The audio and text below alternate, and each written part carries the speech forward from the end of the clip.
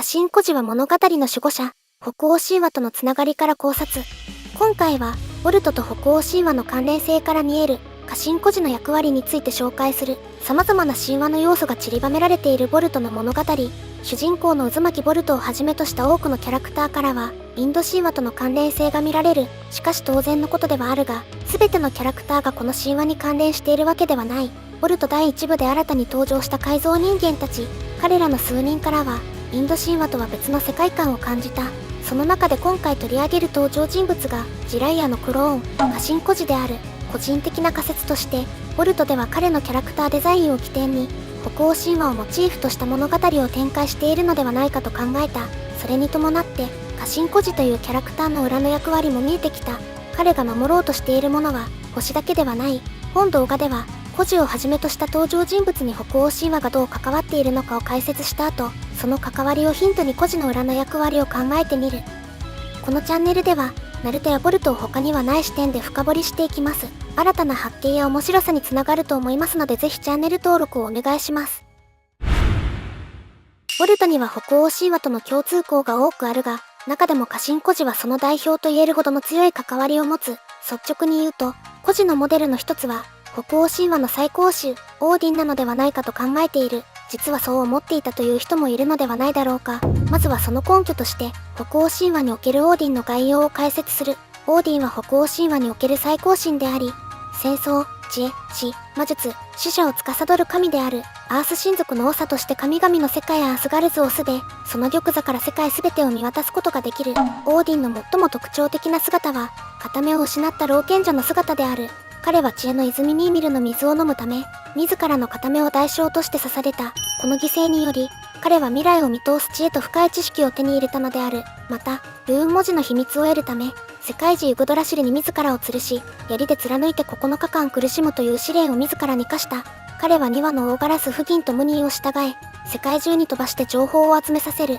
戦場では戦死者の魂を選び、勇敢な戦士たちをバルハラへと導く。北欧神話の世界は、巨大な世界中ユグドラシルによって支えられた9つの世界からなる。この宇宙の始まりにおいて、オーディンは兄弟のビリとベイと共に、原初の巨人ユミルを倒し、その体から世界を創造した。しかし、オーディンの滑る世界には常に終末の影が差している。ラグナロクと呼ばれる最終戦争の予言である。オーディンはこの運命を知りながらも、それに備えるため、バルハラに勇敢な戦士たちの魂を集め続けた。彼らエイヘレルは、来るべき最終決戦で神々と共に戦う運命にあるのである。オーディンには多くの息子がいるが、中でも雷神トールと光の神バルドルが有名である。トールはその怪力でオーディンを守り、バルドルはその美しさと善良さで神々に愛された。しかし、バルドルは策略の神ロキの陰謀によって命を落とし、これがラグナロクへの序章となる。予言によれば、ラグナロクにおいてオーディンはキョローフェンデルと対峙し、その牙にかかって命を落とすとされている。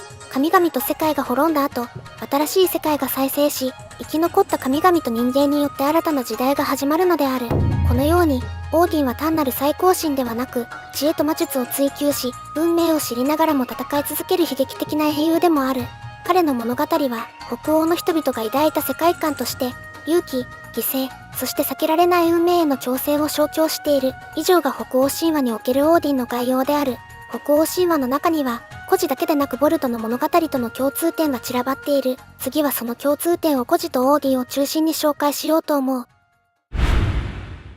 オーディンの概要を聞いて、いくつか孤児との共通点を感じた人は多いのではないだろうか。オーディンと孤児の共通点はその見た目にも現れている。こちらの扉絵を見てほしい。こちらはボルト第2部14話の扉絵である。この扉絵に描かれた孤児は、オーディンが描かれた絵画の特徴と一致する点がいくつかある。オーディンはよく片目を失った状態で描かれ、帽子やローブを目深にかぶる。孤児は片目を失っているわけではないが、ローブで左目が隠れているという部分に作者の意図を感じる。さらに孤児のジライアとは違う点として、顎に髭を蓄えているところが特徴的である。オーディンには多くの衣装が存在するが、その中でもハエの髭を意味するハールバルズという名前がよく知られている。また、仮面で姿を隠したものを意味するグリームニルという衣装もある。孤児はカラに属していた間、仮面をつけて正体を隠していた。オーディンと孤児の共通点は見た目だけではない。彼らの運命や行動にも類似性がある。孤児も自身が捨て駒であることを理解しながらも大筒木一式との戦いに身を投じ、オーディンと同様、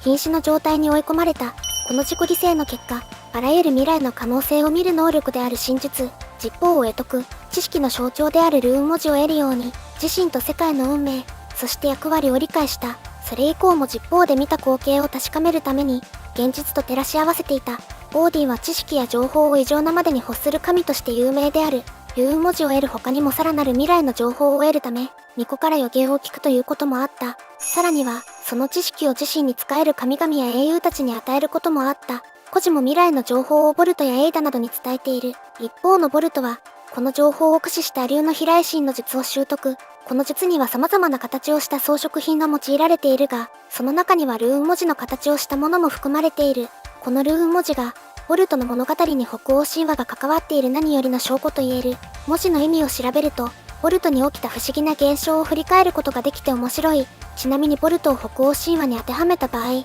英雄であるベルセルク、またはエイヘレルのような立ち位置なのだと考えられる。この両者もオーディンから力と知識を与えられている。特にベルセルクは熊に取り憑かれた狂戦士として伝わっており、鬼人のような力を発揮することからボルトの設定と合致する。第2部29話の扉絵にはボルトが描かれており、煽り文には鬼人という言葉が入っていた。もう一方のエイダも、孤児から未来の情報を得たことで運命の得意点となった。彼女は豊穣と聖愛の女神フレイヤと類似する点が多い。フレイヤはオーディンに仕える女性主体の軍団、ワルキューレのリーダーである、美の象徴とされており、性的な欲望の対象になりやすい点は、エイダの能力、魅了を想起させる。フレイヤが神々の世界アスガルズに住むことになった時には、彼女に魅了された神々が住居を与えている。また、フレイヤは繁殖能力にも優れていたことから、巨人族の多くから望まれていた。この話に関しては、エイダと人真珠、マムシの関係性を感じさせる。マムシはエイダを狙う理由として、彼女の優秀な遺伝子情報を支配し、反映することを望んでいる。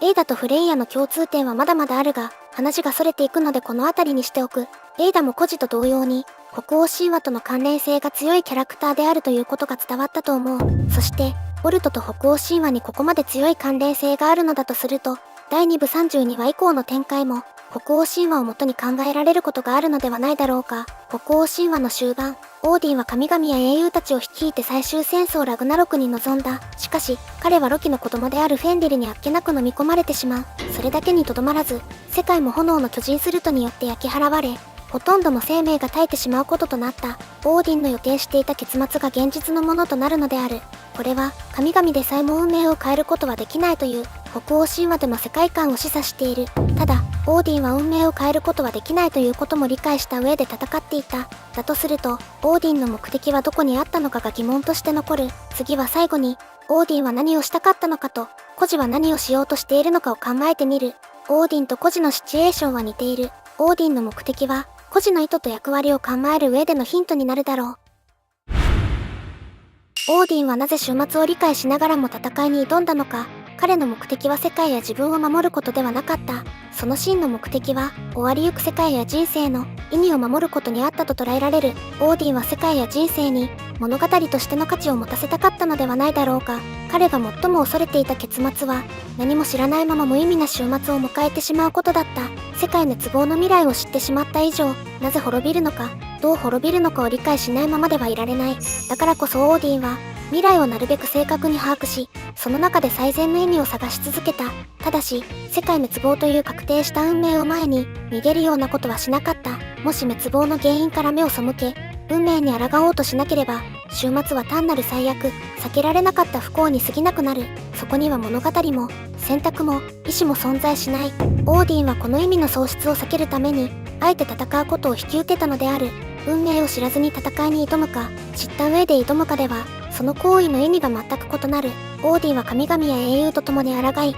最後まで戦うことを自らの意志で選んだ。彼は自身に仕える者たちにも叱るべき役割を与えて全うさせた。この運命を知ってもなお役割を果たそうと行動した者がいた事実こそが世界が無意味なものでなかったことの証明になる。おそらくオーディンは運命は変えられないがそれをどう迎えるかは自分で選べると考えたのだろう。そして見出された意味は世界や人生が終わりを迎えることによって初めてはっきりする。仮に世界や人生が永遠に続くとなるとその始まり、転機、結果が曖昧になってしまう。そこに区切りをつけることで全ての行為への評価が定まるのである。オーディンは知恵と死の神でもある。神話の語り部として彼は世界に意味を与えて終わらせ、一つの女子史を完結させた。北欧神話では、ラグナロクの後に新たな世界が芽生え、わずかに生き残った神々と人間が新しい時代を築くとされる。オーディン自身はその世界を見ることはないが、彼が守った意味は次世代へと受け継がれていく。こうしたオーディンの目的と意図は、孤児の今後の展開を考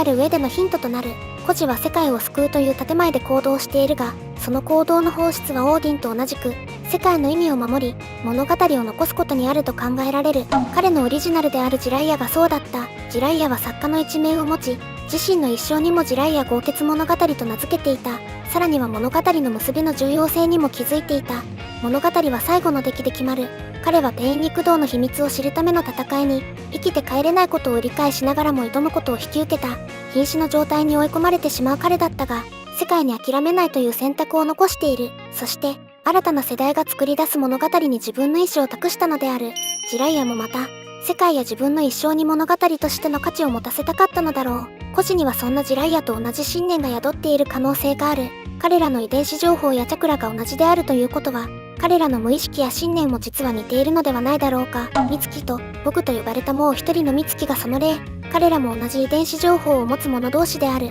ナルトガイデン、満ちた月が照らす道からわかる通り、彼らは自分の生きる意味、太陽がボルトにあると考えていた。彼らの考えが似るように、孤児も無意識にジライアと似た考えにたどり着いても不思議ではない。また、孤児の役割が物語を残すことにあると考えられる根拠は、彼の能力にもある。彼が第2部16話などで話していた、未来や運命の得意点に関する内容は、この物語を残すという役割を意識して読むことでかなり腑に落ちる。まず、孤児をはじめとする運命の得意点は、他の登場人物よりも作者や神に近い次元にいる人物であると考えられる。彼らは未来の情報を多く得たことで、運命のレールから逸脱した存在となった。特に孤児は未来に起こりうる全ての可能性を見られることから、これから起こる出来事の傾向、神の意図を推測することができる。物語の作者である池本先生の意図を推測できると捉えることもできるだろう。孤児は現実を筋書きがあるものとして認識できるようになった。しかし、未来の情報を知ってしまうと、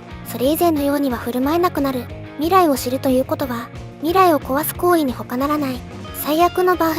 物語が破綻してしまう要因にもなる。さらに、得意点が介入することで未来が複雑に枝分かれし、予測は困難になる。これについては、物語の筋書きが見えなくなると言ってもいいだろう。この性質から、彼らはできる限り物語を壊さないようにしつつ、良い未来へ世界を陰から後押しする務めを負った。そして彼らによる後押しが、信念を持って行動する登場人物たちの見せ場を作っている。孤児はいわば、映画監督のような役割を担っていると言えるだろう。彼に発言した真術、十方の光景は、フィルムのようなものに映っていた。このフィルムは、彼の役割を暗示していたのかもしれない。以上から孤児は、オーディやジライアと同様に物語を残す立場にあると考えられる。彼はこの役割に気づいた上で判断を下している可能性がある。今回は、家臣孤児に与えられた真の役割について、ボルトと北欧神話の関わりをヒントに考えてみた。ナルトにも言えるが、ボルトは様々な歴史的背景がうまく取り入れられてできている作品だと、改めて感じた。物語やキャラクターから深みを感じるのは、こうした要因が一つ関わっているのだろう。ここまでの内容は、個人的な妄想を多分に含んでいます。多めに見ていただけますと幸いです。今回の動画に関する感想や意見がありましたら、コメントで教えていただけると嬉しいです。もしこの動画が面白いと思ったら、高評価とチャンネル登録をお願いします。ご視聴ありがとうございました。